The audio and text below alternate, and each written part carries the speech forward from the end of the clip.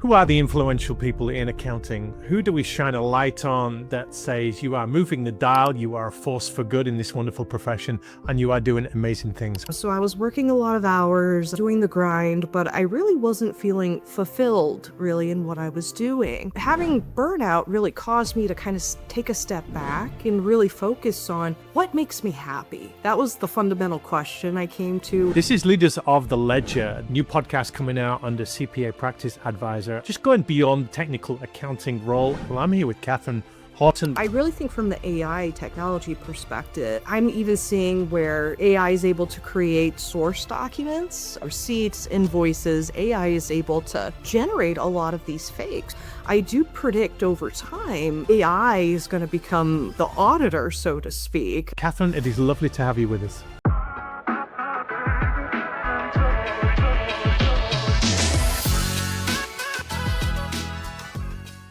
Who are the influential people in accounting? Who do we shine a light on that says you are moving the dial, you are a force for good in this wonderful profession, and you are doing amazing things? Well, I'm here with Kathryn Horton. We're going to introduce her in just a moment. This is Leaders of the Ledger, the new podcast coming out under CPA Practice Advisor, and we are looking at the people in CPA roles that are doing something a little bit different or just going beyond the regular technical accounting role and shaking things up a little bit. Kathryn, it is lovely to have you with us. Yeah, thank you so much. It's a pleasure to be here. Thank you for the opportunity. Kathryn, when you're called an influencer, does that sit well with you? Do you feel like that? No, it strikes me as quite the honor to be considered an influencer. Considering it is such a vast profession and so many different ideas and stakeholders. So to be called an influencer is quite the compliment. Thank you. Well, accounting types are not known for pushing themselves out there and wanting to be famous, but you and a few other people have found themselves gathering a little bit of attention, and we'll find out how you've done that. But just for now, tell us a bit about your role, your journey. Yeah, absolutely. So my current role, I have my own CPA firm, Kathryn K. Horton CPA PA, based over in Stuart, Florida. I've had my own firm for about 6 years now. Before that, I worked at regional and national firms, for about 8 years. So I've been in public accounting for about, 14 years at this point, which is, time flies. You served your time though, right? You went and worked for somebody else. You found out how it all happened.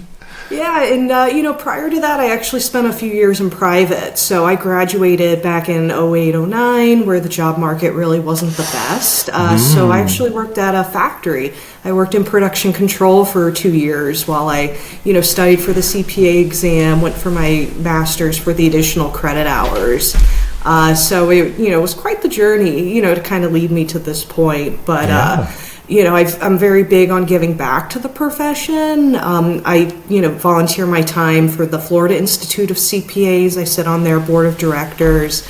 Also, too, with the AICPA, I sit on their Emerging Professionals Committee, as well as the AICPA Council.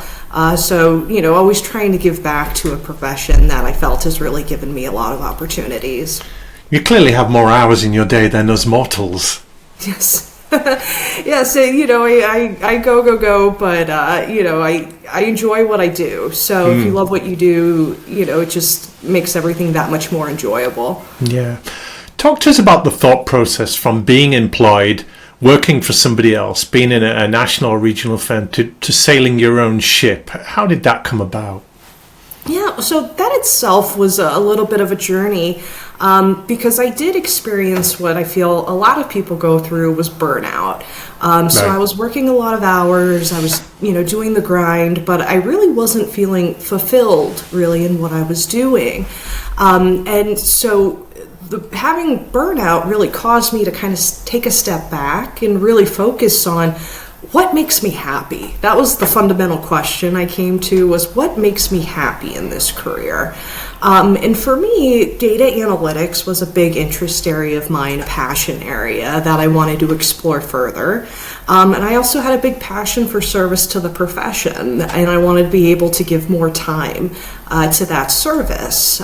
So it was really an evaluation on what was going to work to fulfill that happiness. And for me, I realized I was going to have to really create my own firm and my own environment in order to, make those focus areas, priority. And, that's what really, spurred me to start my own firm, was to really, flourish in those areas. And everything really just kind of organically grew from there with the firm. And it's been an amazing journey. I wouldn't change a thing. Well, accountants are not generally known for their entrepreneurial spirit, because you're in a career where you're in the business of risk management, aren't you? You don't take risks, you don't try things like that.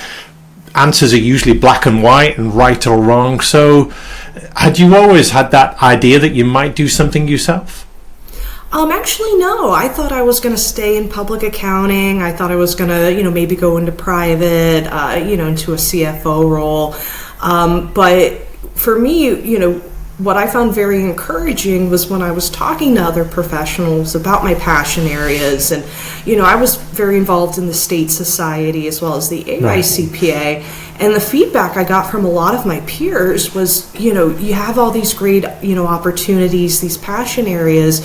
Why not create your own pathway to it? So, really the support of my peers is really what helped me to take on, that possibility of, maybe I can start my own firm. I talked with a lot of others who had started their own firms, learned from their journey. And I have to say, it is scary, when you take that leap of faith, you step out on your own, because, you never know what day one is going to look like. You don't know what day 30 is going to look like, so on and so forth. And having really the support of my peers, was very, eye-opening to me. It was a wonderful gift. I always say you put in the time in networking and really building those relationships, and everything always comes full circle. And me starting my own firm is when I felt everything came full circle. It was just an outreach of support I received. So finding clients initially wasn't as hard as I thought it was going to be, because there was just so much encouragement and everybody trying to, find those opportunities and really help me, get that leg up. So it was a very inspiring journey, I have to say, with my peer group and, with the state societies, and really putting in the time, because it really made all the difference, I felt. There's a great book by a guy called Harvey Mackay called Swim with the Sharks, and he's famous for the quote, dig your well before you're thirsty. And in starting your own firm on day one, you don't start with no network, so you'd have had an on-ramp for this. You'd have been planning this for some time. You'd have had a network, connections, opportunities, advocacy support in place, presumably. Yes, and so that was something that, I have to say, the first public accounting firm I was at was a regional firm, and they were very big on networking. Right. Being part of the community, being part of the profession. It was something very highly encouraged at the firm. So, as a staff, I was going to different networking events, and I remember some of my peers at the time were like, well, why are you doing all this? This is all extracurricular items, why?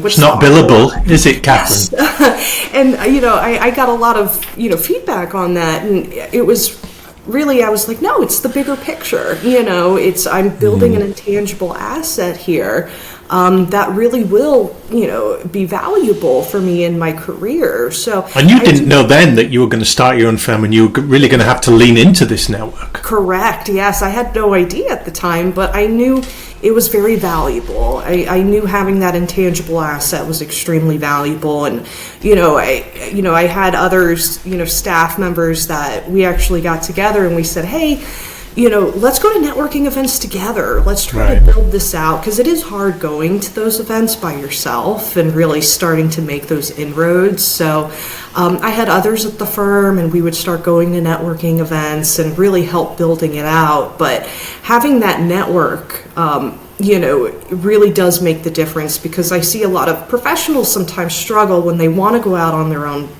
try to build their own firm, but they don't have that support system there yet. And then it's hard to start your firm, build up that network, do, business development, all at once. It can be a little overwhelming at times. Sure.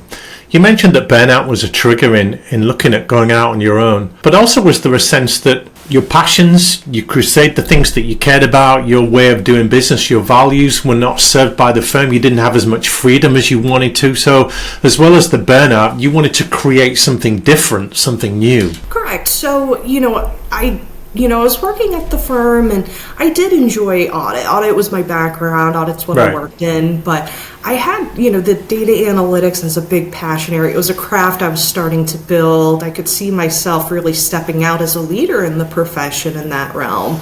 And it was something I really wanted to embrace and really take to the next step. But I knew, where I was at, it was really heavily audit focused and, putting in the hours, getting the audits done. So, I didn't feel it was fair really to either side to have this passion area, to, have this burnout knowing I'm not doing what I love and what I'm passionate about. I have to say the firm was very supportive in that. I had very open discussions with the partners, with the leadership team, and they were extremely supportive. They said, follow your passion. We want to be a part of that. We want to support you on that journey. So I have to say the open communication was very beneficial, because I do find it to be, can be troublesome if you have burnout, you experience it, but you don't communicate it, because, a lot of times the firms can take that, and apply it to others going forward. Was there ever a conversation, Kathryn, when they said, okay, we appreciate you want to go and do your own thing, but do it within the firm. Stay with us. Establish your own service lines, your own team, your own ways of doing things. Was that ever an option? Yes, actually. So that was something, I discussed, with all the firms I had worked with up to that point, once they heard I was starting out on my own. So a lot of them I did do, consulting work for, contract work, things like that. Because, they said, we love what you do. We want to make sure you love what you do, and let's find a way, to make this work out. Okay. So, really all my former employers, even when I first started, the factory I worked at, they were very, very supportive when I stepped out, started my own. But like I always say, you never burn bridges. You always leave on good terms, and you build those connections because it's really nice to have that support system through and through. Yeah. You talked about the importance of networking and how you really took to that, but it's not natural for many accounting types. If we were to badge them, they are introvert by nature. But you've made it work. Any tips you would give to the people watching, listening this, that perhaps don't feel the affinity you had for networking or don't see it as super valuable yet, but they know they're going to come up against that at some point and they need to get out there? What would you say to them? Yeah, absolutely. So what I would say is, definitely talk to, others at your firm, at your company, your peer group, people that you're friends with, and see who else is interested in trying networking. That's really what got me started, was that I vividly remember being in what we called the audit pit. It was me and 4 other audit staff, and we're all sitting there, and, I said to the group, I'm like, hey guys, I would like to start networking, and these are some groups I'm thinking about, checking out. Does anyone want to join me? And everybody in the room was like, that sounds great. We'd love to, try some of this out. And it was nice because everyone, found different networking groups they wanted to look at. We would email the group and say, hey, there's an event here. Anybody want to go? And out of the 5 of us, there was always a handful that would say yes. And so we actually developed a group, and we would try out different organizations, different professional groups, really see what we liked and what we didn't like. So it was nice going to these events and having someone and that you can conversate with, because it can be awkward sometimes, going to a networking event by yourself, especially first time, not knowing the organization. It can be awkward, so it's always good to have somebody with you. And there was many groups we tried, some we liked, some we didn't like, but that was how, I was really able to find my own niche. And really build out from there. Yeah. You've been in the game a while now. Has it changed much?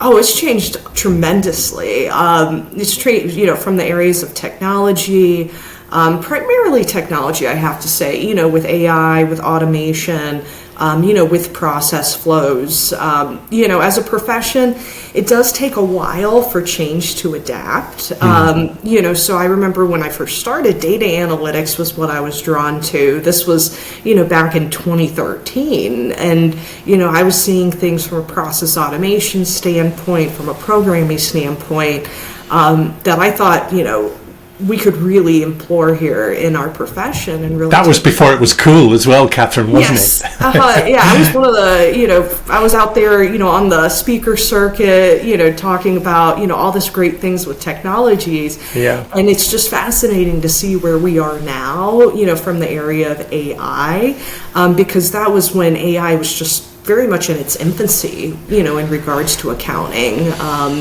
So it's been amazing to watch it really grow, and the skill sets, how they changed, and really the globalization of the profession as well. With technology, and really the COVID era showed us how much technology can be leveraged in our profession. So it's been quite a few changes for sure. What excites you most about the world of accounting right now? What I love about accounting is it's so broad.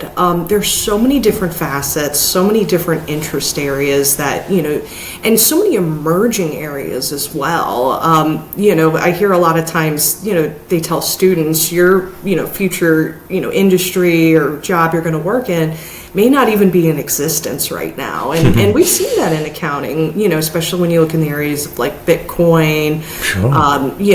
And process automation technology, so many emerging areas there. But it's a broad area, so you can really pick and choose. No more is it just audit or tax or advisory.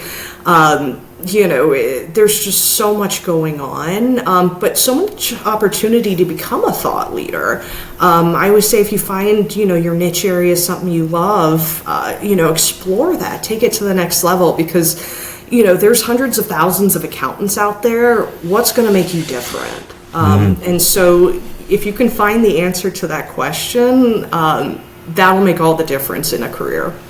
I'm really glad you mentioned that, standing out, because technically good accountants are 10 a penny, as we say. There are lots of them, so they don't stand out. It's hard to differentiate yourself, and in that respect it's hard to be influential, to look or sound anything different. Talk to us about the importance of a personal brand for accountants, because they don't necessarily see it as vital. So a personal brand's extremely important. My thought process is always, if someone thinks of a CPA, I want them to think of me. I want me to be that first person that comes to mind. Yeah, not the name of your firm necessarily, but you as an individual. Yes, and that's why I am a firm of one. It's just me at my firm, but that's a big piece of it, is because people aren't looking for the firm, they're looking for me. I'm the asset, I'm the commodity that comes in and really helps, different firms and companies. But personal branding is extremely important. My personal branding was, I knew data analytics was a big area for me for personal branding, because not many people were in that space. It was an emerging area, and nobody was on the speaker circuit, especially young professionals in that area. So I knew that was a huge opportunity.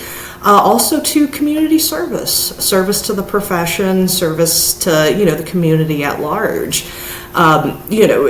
Not many people do that and are vocal and open about sharing those experiences, I found.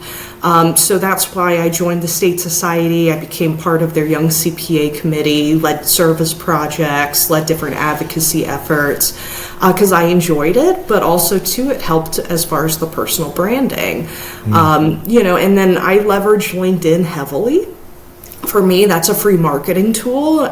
What frustrated me a lot when I was young in my career is going to events and people asking me, what do you do? What are you involved with? Because at the time I was involved in so much, but my challenge was, how do I communicate that to the greater audience, the bigger audience there? And that's where I really leveraged LinkedIn. So all of these facets really helped to create the personal brand. So whenever data analytics came up, I was the first person that was mentioned. Same thing for, opportunities in leadership in the profession. I'm a name that, tends to come up at times, and really fine-tuning that brand. So like I said, when someone thinks of a CPA, you're the first name that they think of. Yeah. Some people might think, well, personal brand is not for me. I don't want to start my own firm. I work for a firm that's really well branded. Everyone knows who we are. I don't necessarily need to stand out.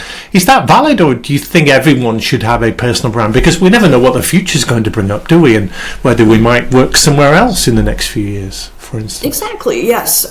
So, there is a lot to be said about a firm brand or a company brand. Those are extremely well established, very well known in the community. And so sometimes it does, take a step out, of a comfort zone to try to create your own personal brand. But I do think that at some point in our careers, we do reach a point where we need to have that personal branding. I see a lot of times where people hit, manager, senior manager levels at firms, they're told to go bring in business. Yeah. And there's only so much you can fall back on the firm brand, in order to bring in that business, because it's all about relationships and trust within the public, that really helps, those business development opportunities. But it really does lead to just an immense amount of opportunities there in your future. If you can really develop and hone that personal branding, it just brings really limitless opportunities for you in your career. You mentioned trust too, Kathryn. You're right. People recommend people, they refer people. They don't necessarily say, go and talk to that firm. It will be person to person. So you need to stand out. You need to be the name that people think of first when they come across something that you do, not necessarily the firm. So it is a personal touch. Mm-hmm. Oh, absolutely. Hence the phrase personal brand, I guess. Yes. And you think, with all the financial information, that is...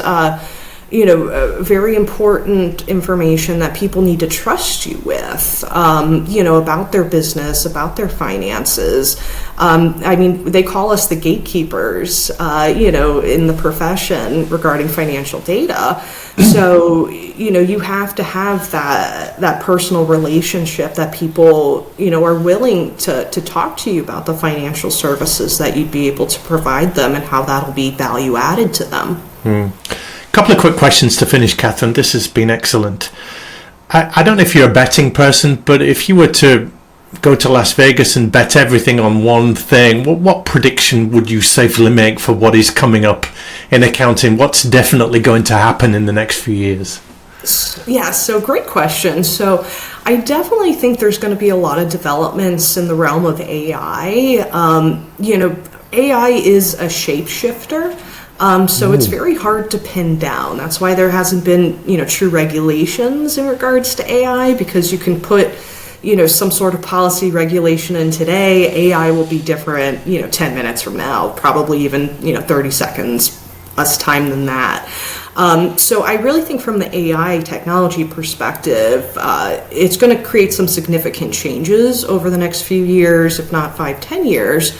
I'm even seeing where, AI is able to create source documents, because I come from the audit perspective. So receipts, invoices, AI is able to generate a lot of these fakes. So I do predict over time, AI is going to become the auditor, so to speak, of companies, because it can sort through all that information, identify what really is valid, not valid, because there's only so much procedures you can do from a manual perspective there. And then it's how do we audit the AI that's doing the auditing itself. So, it's going to be quite an expansive area. It's definitely changing every day. So to say definitively where we're going to be, it's hard to say, but I know for sure AI is going to be a huge part of that entire equation. Let's finish with some tips for the people that are inspired by this. They want to embark on a journey of being more vocal, more visible, more influential, more relevant in what they're doing. We all do it in different ways. We have different weapons, different strengths, different personality traits. But what are some absolutes, Kathryn, that you would advise people of any age watching this that want to be more visible in their life, their career? Yeah, absolutely. Great question. So I would say, to become more visible, always look for the opportunities. Always be mindful of opportunities that arise, and don't be afraid to step out of your comfort zone.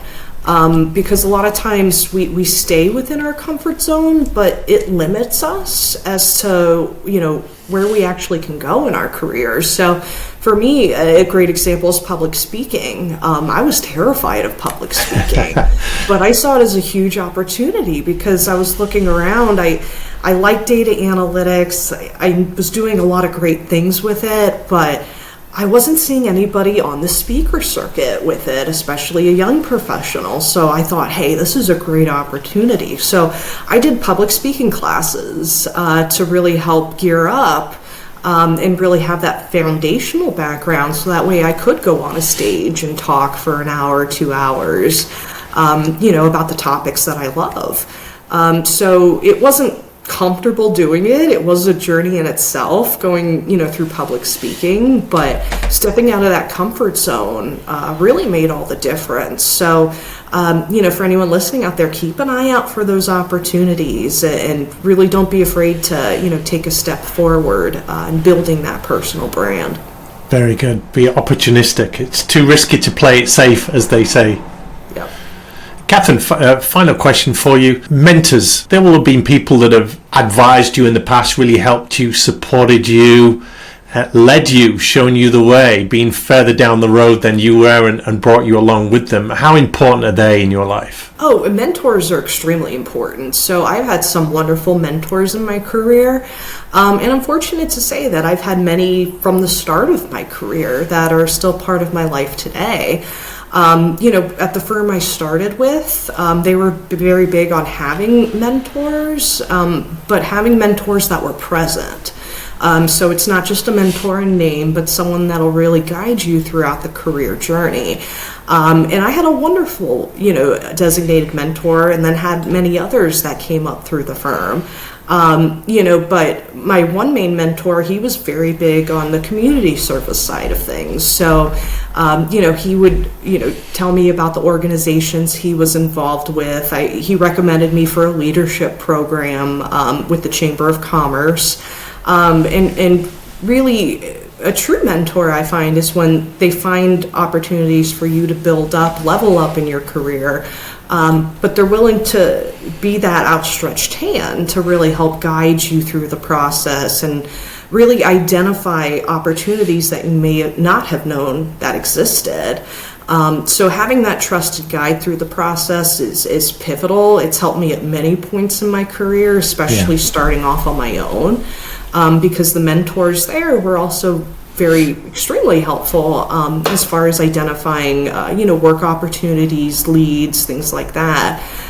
Because mentors really do, if they're in it, are there to support you through and throughout in your career. Sure. Any advice or any motto, any wise counsel they gave you that you can share with us? So, the one main one was follow your passions. So whatever you're passionate about, that's what you need to stick with and go with it.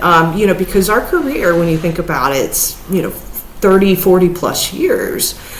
So why do something, that you are okay doing when you can find something that you really love, because you want to really enjoy your career. And if you're doing something that you're not all in on through and throughout, it's going to make a very long career journey.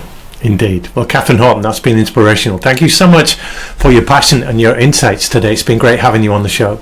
Yeah, thank you so much. I appreciate the opportunity, and thank you for having me. This is Leaders of the Ledger podcast on behalf of CPA Practice Advisor, interviewing the influencers in the CPA profession that are really making a difference. It's been great having Kathryn with us today. Tune into the show on all your podcast apps, and we'll see you on the next episode.